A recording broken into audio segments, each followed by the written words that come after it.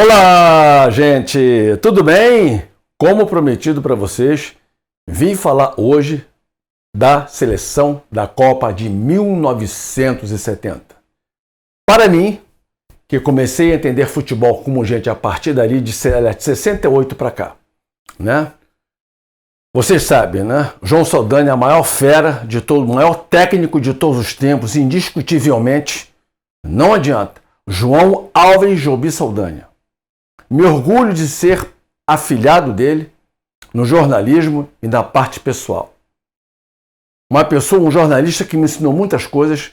Trabalhei com ele no Jornal do Brasil na época, entendeu? Não em 70, um pouco mais tarde, 8 anos depois. Eu completei 18 anos de idade. Trabalhei no Jornal do Brasil uma época lá, como auxiliar de fotografia, edição, essas coisas. Fui aprendendo jornalismo, muitas coisas, inclusive com ele. Futebol, claro, evidentemente, ele estava sempre com meu pai. Era muito amigo do meu pai, nós estávamos sempre ali num barzinho lá, um restaurante muito conhecido no Leblon. Não vou fazer propaganda porque o restaurante não me paga. Se me pagasse eu estaria fazendo propaganda, mas é muito conhecido, entendeu? Ele, Sandro Moreira, estava sempre, ele também de vez em quando estava o Valdir Amaral, de vez em quando Jorge Curia lá também, entendeu? Conversávamos muito sobre futebol, né? E o Saldanha montou a seleção de 70, né? Inclusive, nessa época, ele era do Partido Comunista. Vou contar um pouco aqui de João Alves Jobim Saldanha. Ele era do Partido Comunista, tá? Já fazia parte do Partido Comunista, era ativista, era um cara de esquerda da época, entendeu? Era um cara que entendia muitas coisas de política, inclusive. Era uma pessoa muito sábia na parte de política, cultura e tudo mais. E montou realmente a seleção, para mim, a maior seleção de todos os tempos. Eu nunca mais vi um goleiro como Félix, nunca mais vi um lateral como Carlos Alberto Torres, nunca mais vi um zagueiro como Brito, nunca mais vi outro zagueiro como Piazza e um grande lateral esquerdo como Everaldo. E o Marco Antônio também do Fluminense que jogava na época, entendeu? Um meio campo que nunca mais eu vou ver igual. Clodoaldo, Gerson e Rivelino. Na frente, Jairzinho, Tostão e Pelé. Eu nunca mais ouvi uma seleção como essa. Eu gostaria que alguém fizesse esse desafio de me mostrarem jogadores melhores do que esses. Duvido que naquela época qualquer jogador desse aí hoje entrasse naquela seleção. Podia entrar sim na reserva, porque na titularidade, muito difícil, né? Paulo César Lima, que era do Botafogo, jogou um jogo, e se eu não me engano, o Marco Antônio também jogou um jogo que era do Fluminense, tá? Parece que o Everaldo não pôde jogar, se não me engano, acho que foi o Gerson não pôde jogar, e o Paulo César Lima entrou no lugar dele. Mas realmente foi um encanto do mundo, foi um encanto do futebol. Aquela seleção nunca mais eu vou ver igual. Como muitas pessoas do próprio meio de comunicação sabem que uma seleção armada pelo João Saldanha nunca mais a gente vai ver igual. O Zagallo foi apenas um técnico de complemento. Tanto é que tem uma entrevista num programa chamado Roda Viva que o próprio Saldanha fala sobre a convocação do Zagallo. Na época, por causa das brigas dele política com o regime do Médici, tortura, o maior assassino do país é o Médici. O maior assassino da história do Brasil é o presidente Médici, foi um assassino, um torturador, um homem da ditadura desse país. Então, na época, eles queriam impor um jogador, no caso que era o Dario, eles queriam impor o Dario, o Saldanha falou, no meu time não joga. O Dino Sani também que entrar, ele também, no meu time também não joga. Aí o Zagallo falou, o Saldanha falou, chama o Zagallo que está desocupado. Ou seja, entrou para cumprir. Porque todos eles se conheciam. O próprio Gerson, inclusive, tem uma declaração que ele fala. Nós discutimos, nós argumentávamos sobre isso na época que nós estávamos na seleção de 70. E realmente foi uma seleção que encantou o mundo, que encantou realmente várias jogadas, articulações perfeitas entre Gerson, Rivelino, Piazza, às vezes o Everaldo subia, às vezes para fazer os cruzamentos para o Tostão. O Tostão se entendia muito bem com o Rivelino, ali pelo lado esquerdo. E o Gerson sempre aqui, distribuindo as jogadas, sempre chamando a atenção do Clodoaldo, às vezes o Rivelino voltava para ajudar ali na marcação. E uma coisa muito curiosa, né? E o Saldanha fez uma coisa que nenhum técnico fez até hoje. Ele colocou 5-10, eu sempre volto a repetir isso, numa mesma seleção. O Jairzinho era 10 no Botafogo, o Tostão era 10 no Cruzeiro, o Rivelino era 10 no Corinthians, o Gerson era o 10 de São Paulo e o Pelé 10 do 10 que era do Santos. 5 camisas 10 no mesmo time, na mesma equipe, ou no caso, na seleção brasileira de 70. Eu nunca mais vi uma seleção como aquela, nunca mais eu vi. Eu nunca mais eu vou ver. E realmente aquela história, ser uma seleção como aquela, imbatível como aquela, ganhou todos os jogos seguidos, a não ser que foi igualada, né? Ela foi igualada pela aquela média Copa, né, de 2002, né, que não perdeu nenhum jogo, ganhou todos os jogos, né? Só aquela seleção de 2002 que igualou a de 70.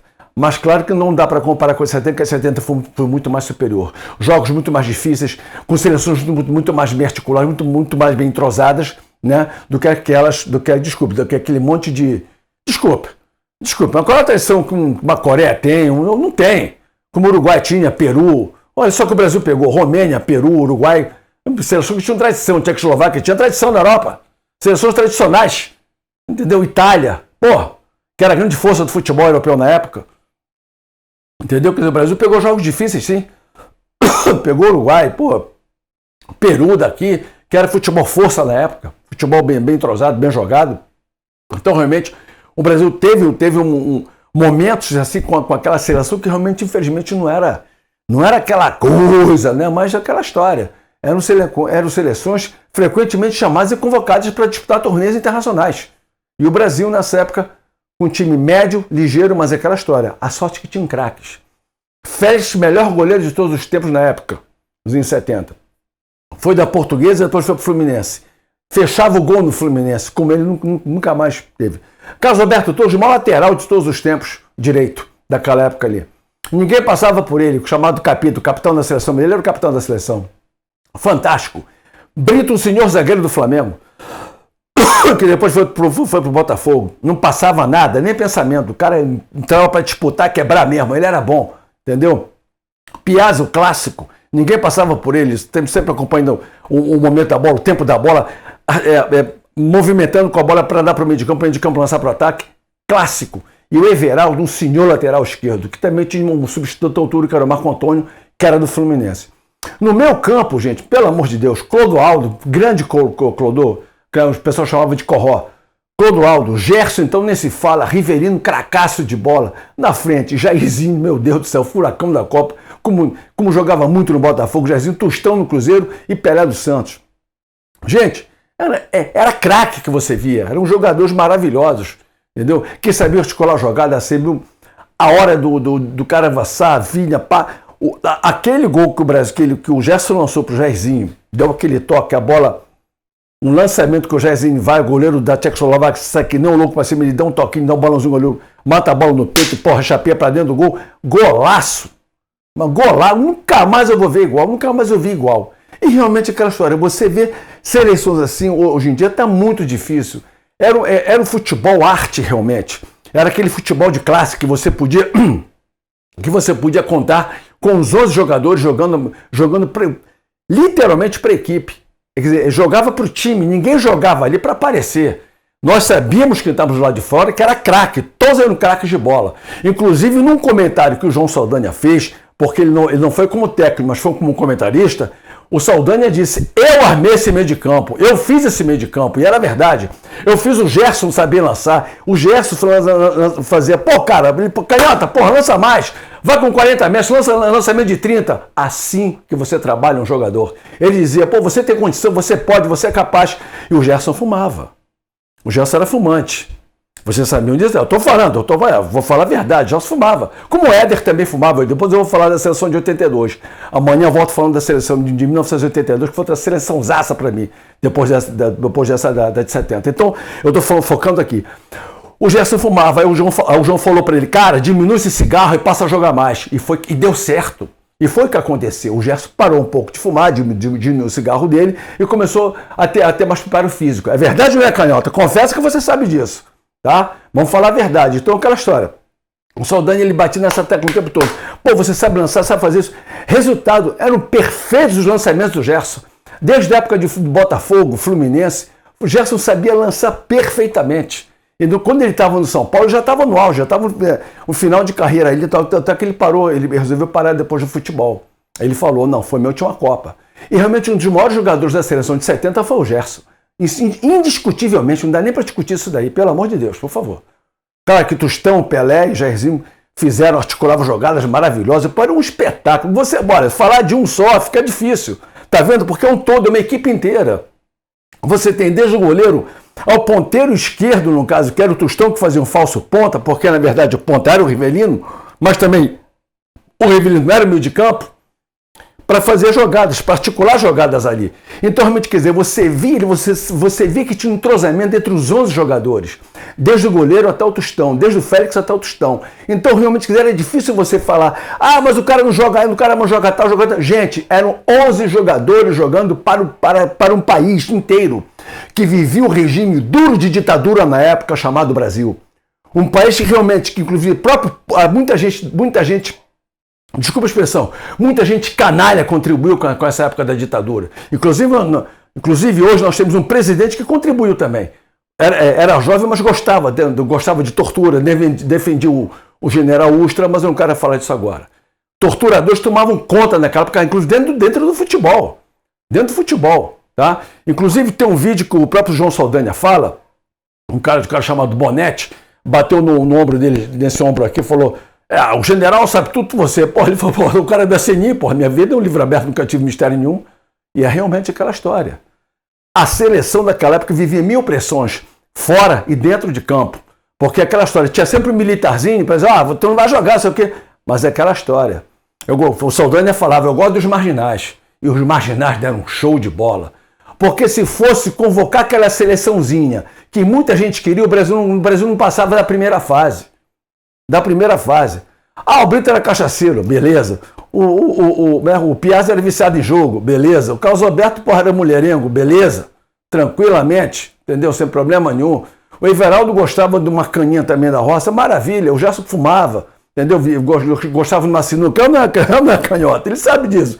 Rivelino era o polêmico dos torneios dos jogos, de turf, etc., essas coisas todas, né?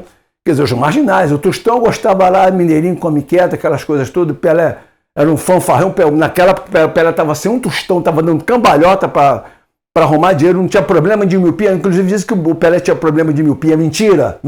O problema do Pelé era financeiro. Todo mundo sabe isso. Inclusive, ele pode comprovar a história. Entendeu? Aí o Jairzinho tomava as cachaças dele e tal, fazia farra e tal. Quer dizer, mas o Saldanha dizia, eram uns 11 marginais que eu quero colocar para ganhar essa Copa. Qual foi o resultado? Trouxeram a Copa do Mundo. Quer dizer, o cara tinha visão, na boa, como ele falava, na boa. Então, realmente, aquela história, o cara conhecia futebol, tá? Porque aquela história, o Brasil teve realmente, sim, um grande maestro, João Alves Jobim Saldanha. Este foi o comunista que deu para o Brasil a Copa de 70. A Copa de 1970, nós devemos a João Saldanha. Não a Zagallo, não a CBF, nenhum deles. Os 11 jogadores sabem disso. Inclusive o Gerson, de vez em quando, faz nos comentários dele. Inclusive, Gerson, até um dia desse, a minha produtora, e minha esposa também, a sua voz está muito parecida com o João Saldanha. Por incrível que pareça, sua voz está muito parecida com a dele. Impressionante, né? Pois é, canhota. Um grande abraço para você de coração, um beijo no teu coração, saúde sempre. Entendeu? E aquela história, nós sabemos, você foi o maior jogador daquela Copa de 70. É difícil realmente saber conforme que o ABC foi o jogador. Gente, eram 11 craques, era uma equipe inteira, do Félix até o Tostão, como eu estou dizendo aqui para vocês. Vou repetir a seleção: Félix, Carlos Alberto Torres, Brito, Piazza e Everaldo, Clodoaldo, Jesse e Rivelino. Na frente, Jair, Tostão e Pelé. Nunca mais eu vou ver igual. Nunca mais você vai ver igual. Eu nunca mais ouvi. Eu queria que um desses jogadores hoje, eu gostaria que uma seleção, que esse gaúcho, não é igual o tio gaúcho, né? Não é igual o Saldanha, né, Titi? Você é gaúcho, né, Titi? Pois é, só que tem uma grande diferença. Você não mantém o time, o Saldanha manteve o time da Copa de 70 desde o final de 68 até os meados, até junho de 69. Quando tiraram ele, quando ele foi demitido. Naquele jogo que o Brasil ganhou 69, 1-0 contra o Paraguai, com quase 200 mil pessoas no Maracanã, eu estava lá e fui ao jogo. Eu estava lá, eu fui ao jogo. Quase 200 mil pessoas, 190 e poucos mil pessoas, dentro do Maracanãzão. Não é esse Maracanã de porcaria que hoje não, sinto muito, mas é uma realidade. Aquele Maracanã, velho e querido Maracanã. Fantástico, nunca mais eu vi coisa igual. Então, realmente, uma seleção como aquela, eu nunca mais vou ver na minha vida. Eu gostaria de ver, sim, seleções que pudessem chegar perto dessa seleção. Mas até hoje eu não vi. Até hoje eu não vi uma seleção até hoje como essa. Tá? Eu gostaria imensamente de ver uma seleção brasileira parecida, pelo menos, com essa seleção que eu vi há muitos anos atrás. Eu duvido que hoje, se tivesse hoje Hoje, eu estou falando hoje, 2022, um técnico com altura, com a capacidade, com a inteligência de João Saldanha, eu vou parar de apresentar aqui o YouTube. Me apresentam melhor do que ele. Um melhor. Não tem. Até hoje eu não vi. Pega pela história, faz um somatório da história aí. Quem foi melhor do que ele até hoje? Nenhum deles. Nenhum se iguala a ele. Não adianta. Em articulação, esquema tático, inteligência, jogada articulada, jogadas diagonais, lançamentos, incentivo aos jogadores, tá? E principalmente psicologia também. Nunca mais você vai ver um técnico. Ele fazia trabalho de 8. De 8, era um cara só. Hoje o cara é psicólogo não sei o que pra quê, hoje tem um cara não sei pra quê, hoje um cara não sei o que, tem tudo na mão hoje. Saldanha pegava todo o grupo, 22 feras. Ele dizia, eu convoquei 22 feras, não 22 damas. Ele falava isso. Então eram as feras do Saldanha, ele dizia isso. E realmente, o grande João Saldanha mereceu realmente a Copa de 70. Eu dedico a Júlio Rimet, tá? 1970, o tricampeonato brasileiro, eu dedico a João Alves Jomir Saldanha, de coração, tá? Que para mim nunca mais eu vou ver igual, tá? Por isso que vocês estão vendo aí, tá? O título, né? 1970, a seleção das seleções. Ponto final. 1970, a seleção das seleções, tá? Gente, foi por isso que eu vim aqui hoje dar esse recadinho, tá? E não esqueça que no dia 29, tá? Desse mês agora, tem um sorteio semana que vem, ó. Sorteio do boné. Aí ele aqui, ó. Ó o cara aqui, ó. Esse aqui também é um cara. O bonézão aqui, ó. Tá vendo aqui? Tá? Não esqueça de participar no dia 29, participar. Vai no Valeu Demais, toca e contribui com o canal. Me traz 5 convidados, 5 pessoas. Sempre contribuindo aqui no Valeu Demais para você ganhar teu boné, tá bom? Que é realmente você ganha teu boné de boa, como se diz, tá certo? Foi por isso que eu vim aqui hoje. Espero que você tenha gostado da história da seleção brasileira. Falei realmente dos maiores jogadores que eu vi jogar, que eu nunca mais vou ver jogadores como estes jogadores, nunca mais eu vou ver igual. Gostaria de ver, pelo menos para chegarem perto, mas pelo que eu estou vendo, está muito difícil a situação, pelo menos chegar perto deles, está muito difícil ver jogadores como esses de hoje em dia, como esses de antigamente. Hoje em dia está muito difícil ter uma seleção como essa, tá bom? Gente, foi por isso que eu vim aqui hoje. Amanhã eu volto. No próximo vídeo eu falarei da seleção de 1972, de 1982, que foi também uma senhora seleção, que para mim, até hoje, inigualável também, tá bom? Meu muito obrigado. Sempre agradecemos a todos vocês. Ronaldo César. Outra coisa, aqui o torcedor tem voz. Outra coisa, ó, se inscreve no canal. Valeu, forte abraço. Valeu, muito obrigado. Valeu por aí, muito obrigado. Valeu por aí, valeu.